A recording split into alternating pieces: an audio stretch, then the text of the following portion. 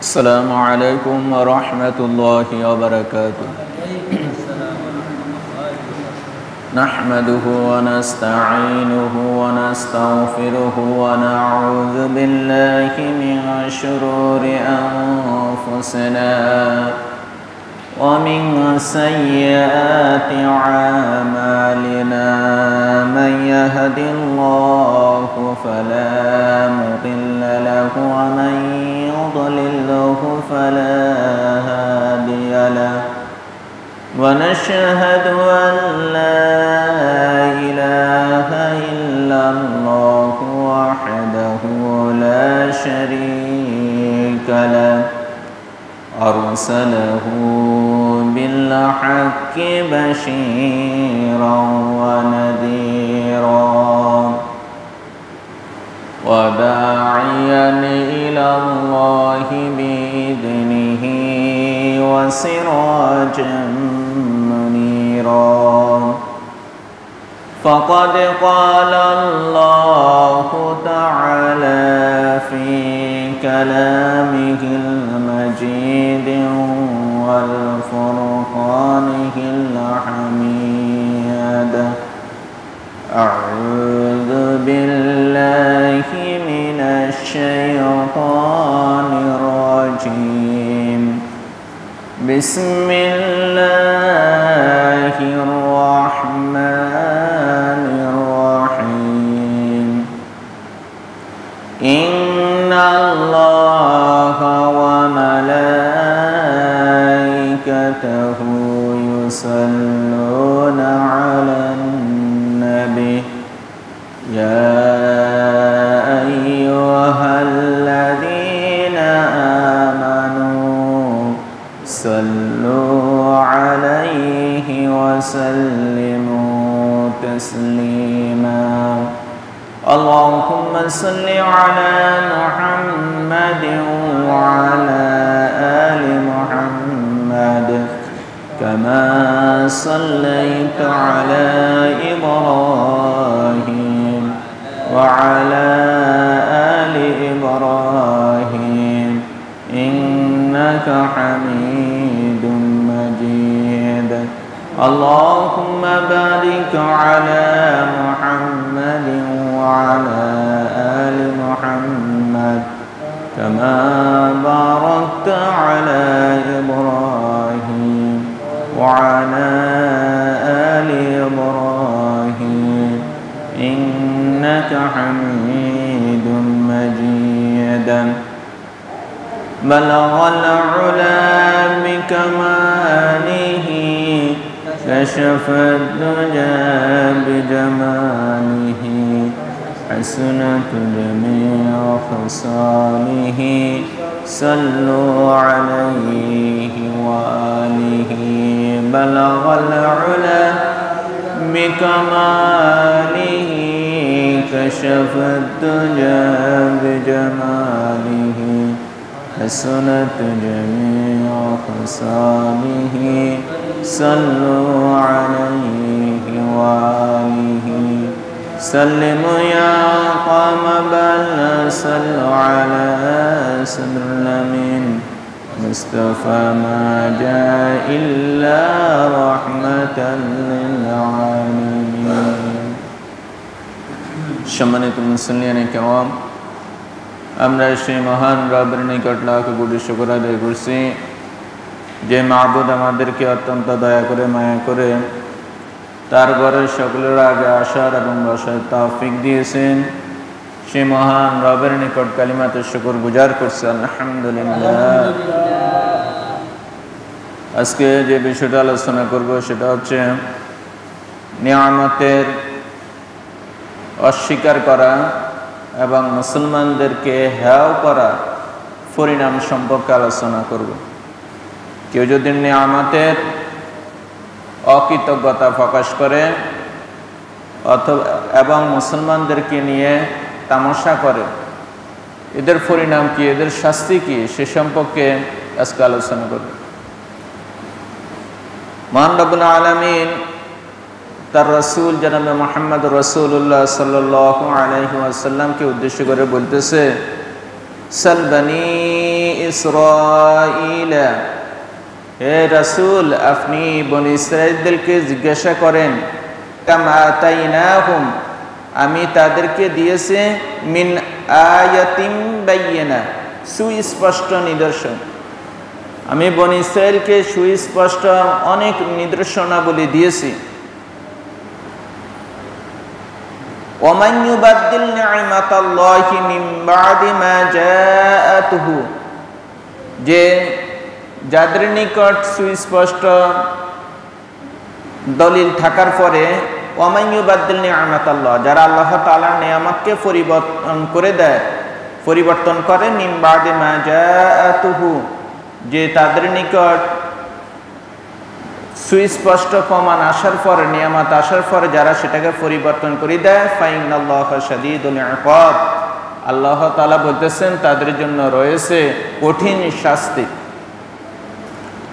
তাহলে এই আয়াতের মাধ্যমে আল্লাহ তাআলা আল্লাহ রাসূলকে বলতেছেন, বিশেষ করে মদিনার মধ্যে যে সমস্ত ইহুদিরা আছে তাদেরকে উদ্দেশ্য করে বলতেছে, হে রাসূল আপনি বনী ইসরাঈলদেরকে জিজ্ঞাসা করেন আমি তাদেরকে যে সমস্ত নিয়ামত দিয়েছি, যে অনেক নিদর্শনাবলী আমি তাদেরকে দিয়েছি, অনেক নিয়ামত দিয়েছি, দেওয়ার পরেও এরা তাদের ওই আগের মতন সেই কুফরি মতবাদ নিজেদের ভিতরে লালন করছে। কেন করছে? কেন আমার এই নিয়ামতের অকৃতজ্ঞতা প্রকাশ করছে? কৃতজ্ঞতা প্রকাশ করেনি, কেন তারা এরকম করছে? আপনি তাদেরকে জিজ্ঞাসা করেন। আল্লাহ তাআলা বনী ইসরাঈলদেরকে যে সমস্ত নিয়ামত দিয়েছে, এই সমস্ত নিয়ামতের মধ্যে যেই সর্বপ্রথম সবচেয়ে বড় যে নিয়ামত দিয়েছে সেটা হচ্ছে বনী ইসরাঈলদেরকে ফেরাউনের কবল থেকে, ফেরাউনের দীর্ঘ সময় পর্যন্ত বনী ইসরাঈলদের উপর অত্যাচারের স্টিম রোলার চালিয়েছে এবং মুসলমানদেরকে বনী ইসরাঈলদেরকে নির্বিচারে হত্যা করেছে। পুরুষদেরকে হত্যা করত, নারীদেরকে জীবিত রাখত। তার নির্যাতন দীর্ঘ বছর পর্যন্ত চলার পরে মহান রব্বুল আলামিন এই ফেরাউনের কবল থেকে বনী ইসরাঈলকে মুক্ত করে দিয়েছেন, বনী ইসরাঈলদেরকে নাজাত দিয়েছেন। তিনি তাদেরকে নাজাত দিয়েছেন এই লোহিত সাগরের মধ্যে। আল্লাহ তাআলা এরকম একটা রাস্তা তৈরি করে দিয়েছে, যেটা হযরত মুসা আলাইহিস সালাতু ওয়াস সালামকে বলছে, হে মুসা তোমার হাতে যে লাঠি আছে এই লাঠি দ্বারা তুমি সমুদ্রের মধ্যে আঘাত করো। হযরত মুসা আলাইহিস সালাতু ওয়াস সালাম সমুদ্রে ওই লাঠি দ্বারা আঘাত করার সাথে সাথে 12টা রাস্তা হয়ে গেছে। আর বনী ইসরাঈল এরা 12টা গোত্র ছিল। এই 12টা গোত্র তারা সকলেই এই রাস্তা দিয়ে সমুদ্র পার হয়ে গেছে। কিন্তু পিছনের দিক দিয়ে ফেরাউন তার দলবল সহ নিয়ে যখন লোহিত সাগরের কাছে উপনীত হয়েছে, সে দেখতেছে অসম্ভব জিনিস, কিভাবে মানুষ এখানে এইভাবে এই সমুদ্রের উপরে দিয়ে সমুদ্রের যে রাস্তা তৈরি হয়ে গেছে এভাবে পার হয়ে যেতেছে। সে একটু হতভম্ব হয়ে দাঁড়াইছে। কিন্তু শেষ পর্যন্ত সেই তাদেরকে মুসলমানদেরকে বনী ইসরাঈলদেরকে তাড়া করার জন্য সেই সমুদ্রের মধ্যে ওই রাস্তা দিয়ে আবার তার ঘোড়া হাঁকায় নেওয়া শুরু করছে। যখন সমুদ্রের একবারে মাঝখানে গেছে, মহান রব্বুল আলামিন দুই দিক দ্বারা ফানি দ্বারা তাকে আক্রমণ করে ফানির মধ্যে একবার ডুবিয়ে তারপরে তাকে মারছে। তাহলে বোঝা যাচ্ছে যে বনী ইসরাঈলের উপরে ফেরাউনের যে অকট্য নির্যাতন, জুলুম নির্যাতন চলছে, এই পরিসমাপ্তি ঘটছে ফেরাউনের নিধনের মধ্য দিয়ে। এবং আল্লাহ তাআলা তাদেরকে নিরাপদে সমুদ্রের ওই পারে তুলে দিলেন।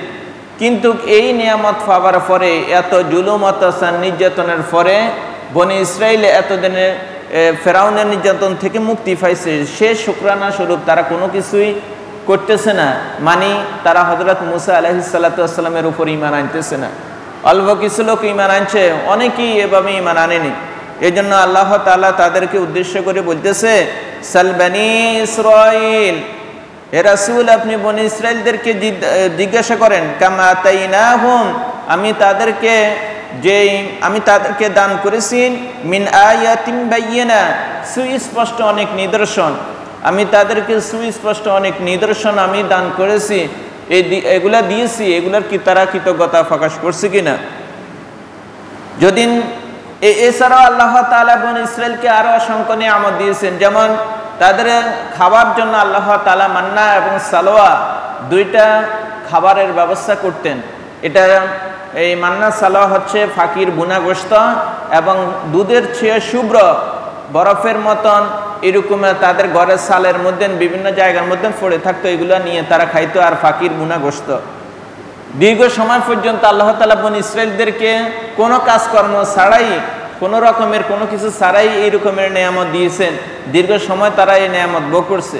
এত সুস্বাদু এবং স্বাস্থ্যকর খাবার পরে তারা এই নিয়ামতের শুকরগুজার না করে তারা বলতেছে, আল্লাহ এই খাবার আমাদের পছন্দ হয় না, তুমি আমাদের জন্য এই গমের ব্যবস্থা করে দাও, ডালের ব্যবস্থা করে দাও, আমরা যাতে জমিনে চাষাবাদ করি এগুলো উৎপাদন করতে পারি, আমাদের সে ব্যবস্থা করে দাও। মুসা আলাইহিস সালামের নিকট তারা এই অভিযোগ নিয়ে গেছে। তখন মুসা আলাইহিস সালাম বলছে, তোমরা কি মন্দ, ভালোর পরিবর্তে মন্দ জিনিসটা কি তোমরা কি গ্রহণ করতে চাও? তখন তারা বলছে, হ্যাঁ আমরা মন্দ জিনিসটাই গ্রহণ করব। তখন তারা ভালো জিনিসের পরিবর্তে যেটা স্পেশালভাবে আল্লাহ তাআলা খাবার দিত সেটা বন্ধ করে দিয়ে তাদেরকে গম, ডাল, শাক সবজি বিভিন্ন কিছুর এইভাবে ব্যবস্থা করে দিয়েছে। তারা জমিনের মধ্যে ছড়াই বিছাই, তারপরে জমিনের মধ্যে হাল চাষ করি এখন এই বিভিন্ন রকমের শাক সবজি এগুলো উৎপাদন করতেছে। এই নিয়ামত পাওয়ার পরেও বনী ইসরাইল যে এই প্রকাশ্য আল্লাহ তাআলার এই নিদর্শন দেখার পরেও অনেকে এভাবে ঈমান আনেনি, অনেকে এভাবে বিশ্বাস স্থাপন করেনি। এই জন্য আল্লাহ তাআলা বলতেছে, রাসূল আপনি তাদেরকে বলেন, আমি দেন বনী ইসরাইলকে এই সমস্ত নিয়ামত দিয়েছি, এই নিয়ামতের এদেরকে যে সুস্পষ্ট এমন নিদর্শনাবলী দিয়েছি, এরপরও তো তারা ঈমান আনেনি। তারা এখন আপনার সাথে বিভিন্ন রকমের কথা বলতেছে, আপনার সাথে তর্ক জড়াইতেছে বনী ইসরাইল, কিন্তু আমি যে নিয়ামত দিয়েছি ওই সমস্ত নিয়ামতের তো তারা শুকরগুজার করেনি।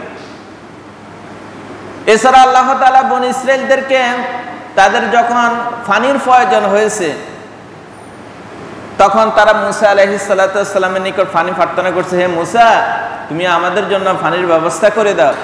তখন আল্লাহ তাআলার নিকট যখন মুসা আলাইহিস সালাম দোয়া করলেন, আল্লাহ আমার জাতিকে তুমি পানির ব্যবস্থা করে দাও, তখন আল্লাহ তাআলা হযরত মুসা আলাইহিস সালামকে বলছে, হে মুসা তোমার হাতের যে লাঠি আছে এই লাঠি দ্বারা তুমি পাথরের মধ্যে আঘাত করো। আঘাত করার সাথে সাথে ওই পাথর থেকে 12টা পানির ফোয়ারা, 12টা পানির ঝর্ণা এভাবে বের হওয়া শুরু করে দিয়েছে, যেটা এখন পর্যন্ত আছে। এই পানি তারা তৃপ্তি সহকারে পান করলো। এই নিয়ামত পাওয়ার পরেও এরা আল্লাহ তাআলার যে হুকুম, আল্লাহ তাআলার যে আহকাম তারা সেটা মানেনি, আল্লাহ তাআলার উপর ঈমান আনেনি, আল্লাহ তাআলার উপর বিশ্বাস স্থাপন করেনি। এই জন্য আল্লাহ তাআলা আল্লাহ রাসূল বলতেছে মদিনার ইহুদিদেরকে উদ্দেশ্য করে যে আপনি তাদেরকে বলেন, সাল বানি ইসরাঈলা কামা আতাইনাহুম মিন আয়াতিন বায়্যিনা, যে আমি তাদেরকে যে নিদর্শন দিয়েছি, আপনি বনী ইসরাঈলকে জিজ্ঞাসা করেন আমি তাদেরকে যে নিদর্শনাবলী দিয়েছি, আমি তো তাদেরকে অনেক নিদর্শন দিয়েছি, অনেক নিয়ামত দিয়েছি, সুস্পষ্ট অনেক নিদর্শন তাদের নিকট আসছে, আসার পরেও এরা শেষ পর্যন্ত এগুলা গ্রহণ করেনি। এই জন্য আল্লাহ তাআলা বলতেছে, ওয়ামান ইউবাদদিল নি'মাতাল্লাহ, যে ব্যক্তি আমার নিয়ামতকে এভাবে পরিবর্তন করবে, মিন বাদি মা জাআতুহু, যার তার নিকট যদি সুস্পষ্ট প্রমাণ আসার পরেও যে ব্যক্তি আমার নিয়ামতকে এভাবে পরিবর্তন করবে, ফাইনাল্লাহা শাদীদুল ইকাব, আল্লাহ তাআলা বলতেছেন তিনি নিশ্চয়ই শাস্তি দানে অত্যন্ত কঠোর। তাহলে এই কথা থেকে আমরা শিক্ষা নিতে হবে, আল্লাহ তাআলা আমাদেরকে যে সমস্ত নিয়ামত দিয়েছে ওই সমস্ত নিয়ামতের আমরা শুকরগুজার করতে হবে। কারণ আল্লাহ তাআলা বলছেন, লা ইন শাকারতুম লাযিদান্নাকুম ওয়া লা ইন কাফারতুম ইন্না আযাবি লাশাদীদ, নিশ্চয়ই যাকে আমি নিয়ামত দিয়েছি যদি সে নিয়ামতের শুকরিয়া আদায় করে আমি তার নিয়ামতকে বৃদ্ধি করে দিই, আর যে আমার নিয়ামতের অস্বীকার করে আমি তাকে কঠিন আযাব দ্বারা শাস্তি দ্বারা ফাঁকওয়া করি। তাহলে নিয়ামতের শুকরগুজার করলে আল্লাহ তাআলা নিয়ামত আরো বাড়াই দেন। আর কেউ যদি নিয়ামতের শুকরগুজার না করে, নিয়ামতের প্রতি যদি সে নিয়ামত পাওয়ার পরেও আল্লাহ তাআলার অসন্তুষ্টি প্রকাশ করে, তাহলে অবশ্যই আল্লাহ তাআলা তাকে কঠিন আযাব আর শাস্তি দ্বারা ফাঁকওয়া করবেন। সেটা এই কথা থেকেও বোঝা যায় যে যারা আমার এই নিয়ামতকে পরিবর্তন করে দিল, যারা এরকমের করছে ফাইনাল্লাহু শাদীদুল ইকাব, নিশ্চয় আল্লাহ তাআলা শাস্তি দানে অত্যন্ত কঠোর। মহান রব্বুল আলামিন আরো বলতেছেন যুইনা লিল্লাযীনা কাফারুল হায়াতুদ দুনিয়া, এই দুনিয়ার জীবনকে আমি কাফেরদের জন্য সুশোভিত করেছি, সৌন্দর্যমণ্ডিত করেছি, আকর্ষণীয় করে দিয়ে তুলেছি আমি কাফেরদের জন্য। এই দুনিয়াটা যারা কাফের মুশরিক তাদের জন্য একটা হচ্ছে জান্নাত, আর দুনিয়া সিজনুল মুমিন ওয়া জান্নাতুল কাফির। আল্লাহ রাসূল বলতেছেন আমি তোমার যারা কাফের মুশরিক তাদের জন্য এই দুনিয়াটা হচ্ছে একটা জান্নাত স্বরূপ, আর যারা মুমিন এদের জন্য এই দুনিয়াটা হচ্ছে একটা জেলখানা, কয়েদিখানার মতো।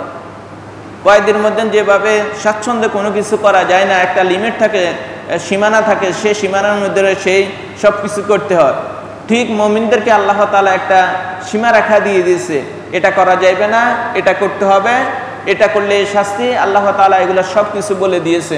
এই জন্য মুসলমানদের জন্য, মুমিনদের জন্য এই দুনিয়াটা একটা জেলখানার মতো। কিন্তু যারা কাফের মুশরিক এদের জন্য কোনো এই দুনিয়াটা আল্লাহ রাসূল বলছে তাদের জন্য জান্নাত।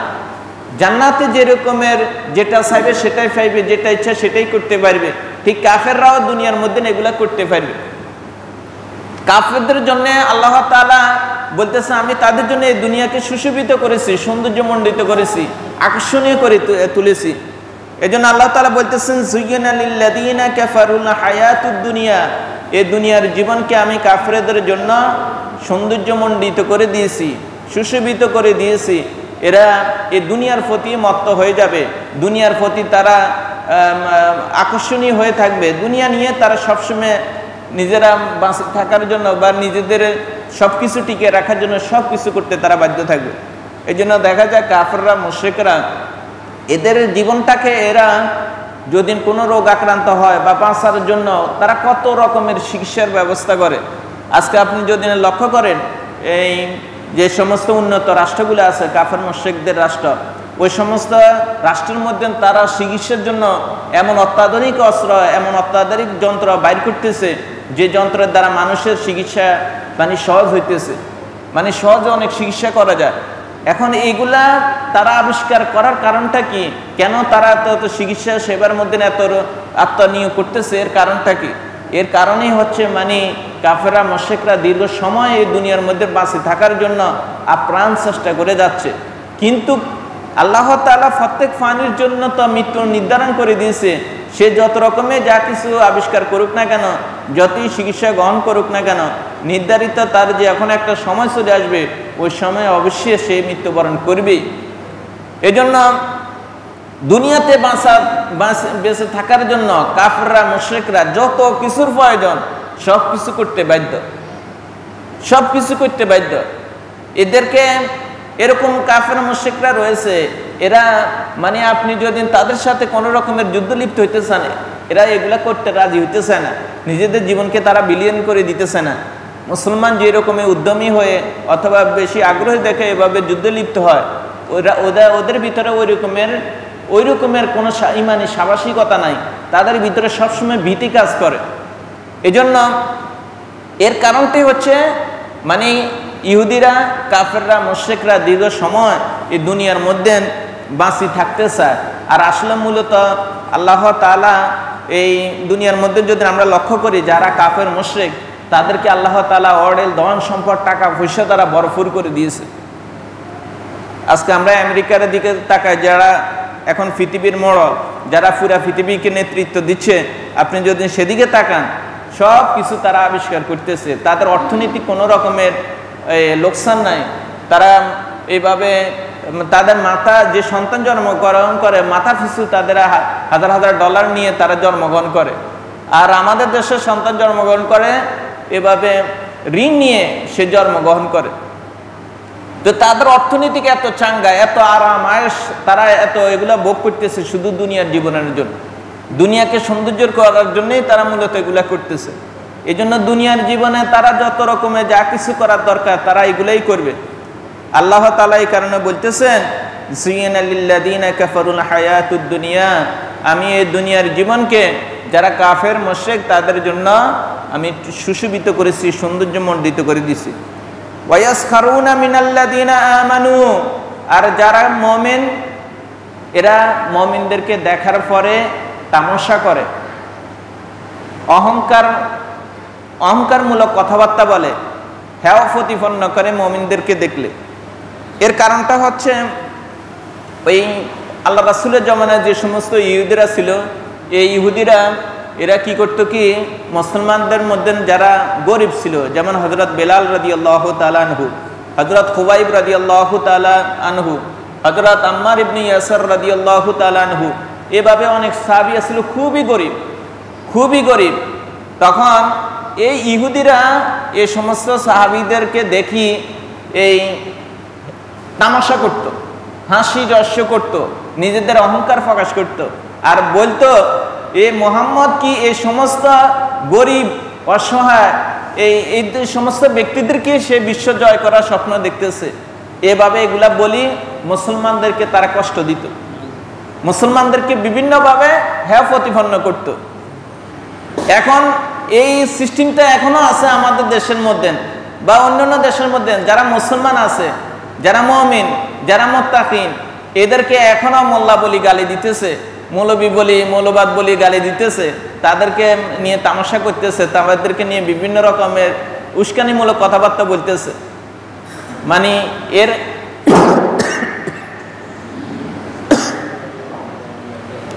এর কারণটা হচ্ছে যে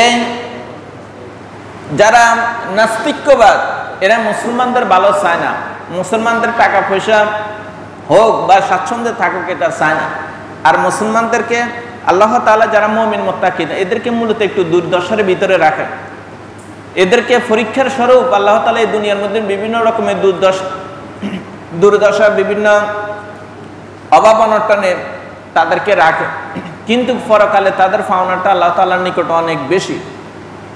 এই জন্য যে কাফেররা, মুশরিকরা মুমিনদেরকে নিয়ে, মুসলমানদেরকে নিয়ে যে তামাশা করতেছে, এই যে এই কথাটা আল্লাহ তাআলা বলতেছে ওয়ায়াসখারুনা মিনাল্লাযিনা আমানু, যারা মুমিনদেরকে নিয়ে এভাবে তামাশা করে, তবে জানি রাখো ওয়াল্লাযিনা তাকাউ ফাওকাহুম ইয়াওমাল কিয়ামা, এই কিয়ামতের দিন এই সমস্ত বান্দাদের মাকাম হবে সর্বোচ্চ। সুবহানাল্লাহ। মানে যারা আজকে দুনিয়ার মধ্যে যাদেরকে নিয়ে তোমরা হ্যাঁ করতেছ, হযরত বেলাল রাদিয়াল্লাহু তাআলাকে নিয়ে তোমরা হ্যাঁ করতেছ, হযরত খুবাইব রাদিয়াল্লাহু তাআলা আনহুকে নিয়ে তোমরা এভাবে হ্যাঁ প্রতিপন্ন করতেছ, এরপরে হযরত আম্মার রাদিয়াল্লাহু তাআলাকে নিয়ে তোমরা হ্যাঁ প্রতিপন্ন করতেছ, তেমনি ভাবে সাধারণ মুসলমানদেরকে নিয়ে কাফের মুশরিকরা যেভাবে হ্যাঁ প্রতিপন্ন করতেছে, আল্লাহ তাআলা এই কারণে বলতেছেন এই মুসলমানরা, এই যারা আমার উপর ঈমান আনছে, বিশ্বাস স্থাপন করতেছে আজকে দুনিয়ার মধ্যে, তারা আমার উপর ঈমান আনার কারণে সবকিছু হারায়, জীর্ণ শীর্ণ অবস্থায় রয়েছে, যারা গরিবী হালতে রয়েছে, পরকালে এরকম এক মুহূর্ত আসবে যে সময় এদের মাকামটা হবে সর্বোচ্চে। ওই দিন ওই সমস্ত টাকাদার, ওই ধরনের ধন সম্পদওয়ালাদের সেদিন কোনো ফাত্তা থাকবে না। তাহলে বোঝা যাচ্ছে যারা আল্লাহ তাআলার উপর ঈমান নিয়ে আসছে, এদের দুর্দশাগ্রস্ত হইলে, এরা অভাব অনটনের মধ্যে পড়লে, অথবা এদের কোনো যদি এই টাকা পয়সা কমও থাকে, এদের পেরেশানি হবার কোনো কারণ নেই। কারণ আল্লাহ তাআলা এই কথা স্পষ্টভাবে বলছেন ওয়াল্লাযীনা তাকাউ, যারা আমাকে ভয় করবে, আমার উপর ঈমান আনবে, আমার উপর বিশ্বাস স্থাপন করবে, ফাওকাহুম ইয়াওমাল কিয়ামা, কিয়ামতের ময়দানে এদের মর্যাদা হবে সর্বোচ্চ। এদের মর্যাদা আল্লাহ তাআলার অনেক উপরে, আল্লাহ তাআলা এদের মর্যাদা অনেক উপরে উঠে দিবেন। এজন্য এবং আল্লাহ তাআলা আরো বলতেছেন আল্লাহু ইয়ারযুকু মান ইয়াশাউ বিগাইরি হিসাব, আর এই সমস্ত ব্যক্তিদেরকে আমি কিয়ামতের ময়দানে অগণিত রিজিক দান করব, যে রিজিকের কোনো শেষ নাই, অফুরন্ত রিজিক আল্লাহ তাআলা এই সমস্ত মুমিনদেরকে দান করবেন। এজন্য যারা ঈমান আনার কারণে কাফেরের বা অত্যাচারের জুলুমের শিকার হয়ে সব কিছু হারাইছে, জুলুমের শিকার হয়ে তার ধন সম্পদ নষ্ট হয়েছে, অথবা আল্লাহ তাআলার উপর ঈমান আনা থাকার কারণে সেই হালালভাবে জীবনযাপন করছে, হারামের সম্মুখীন হয়নি। হারাম যদি গ্রহণ করতে অনেক টাকা পয়সার মালিক হইতো, কিন্তু আল্লাহ তাআলার ভয়ে সমস্ত এগুলা পরিহার করে নিজের জীবনকে সুন্দরভাবে পরিচালনা করছে, আল্লাহ তাআলার হুকুমের বিরোধিতা করেনি। আল্লাহ তাআলা বলতেছেন, আমার এই সমস্ত বান্দাদেরকে আমি পরকালে অগণিত রিজিক দান করব, যে রিজিকের কোনো শেষ নাই, অফুরন্ত রিজিক আল্লাহ তাআলা এদেরকে দান করবেন। এজন্য মুমিনরা হতাশা হবার কোনো কারণ নাই, তারা পেরেশান হবার কোনো কারণ নাই। এরা দুনিয়াতে যদি না একটু কষ্ট করে, কষ্ট ক্লেশের মাধ্যমে জীবনটা আল্লাহর হুকুম পালন করে বিদায় নিতে পারে, পরকালে আল্লাহ তাআলা এদের জন্য অফুরন্ত রিজিকের ব্যবস্থা করে রাখছেন। এই জন্য আজকের আলোচনা থেকে আমরা যে জিনিসটা শিখলাম সেটা হচ্ছে, আল্লাহ তাআলা আমাদেরকে যে সমস্ত নিয়ামত দিয়েছে ওই নিয়ামতের শুকরগুজার করতে হবে। কোনো অবস্থাতে আল্লাহ তাআলার নিয়ামতের বিরোধিতা করা যাবে না।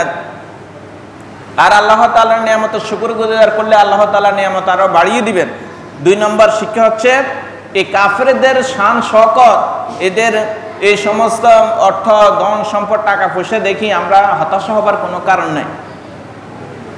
এদেরকে আল্লাহ তাআলাই বলে দিয়েছেন, আমি দুনিয়াকে তো তাদের জন্য সৌন্দর্য করে দিয়েছি, পরকালে এদের কিছু নাই, এরা জাহান্নামের একবার সর্বনিম্ন স্তরে এরা থাকবে। এজন্য এদের দেখে আমাদের হিংসা অথবা আমরা কোনো রকমের আফসোস করার কোনো কারণে নাই। আল্লাহ পাক আমাদের ব্যাপারে স্পষ্টভাবে বলেছেন, ওয়াল্লাযীনা তাকাউ ফাওকাহুম ইয়াওমাল কিয়ামা, যারা আমাকে এভাবে ভয় করছে, আমার উপর ঈমান আনছে, আমার হুকুম মতন চলছে, আমি এদের জন্য পরকালে সর্বোচ্চ মাকানের ব্যবস্থা করে রাখছি। আল্লাহু ইয়ারযুকু মান ইয়াশাউ বিগয়রি হিসাব, এবং আমি তাদেরকে অগণিত অসংখ্য এভাবে রিজিক দান করব। আল্লাহ পাক আমাদের সকলকে বুঝার এবং আমল করার তৌফিক দান করুন। আমিন। ওয়া মা তৌফিক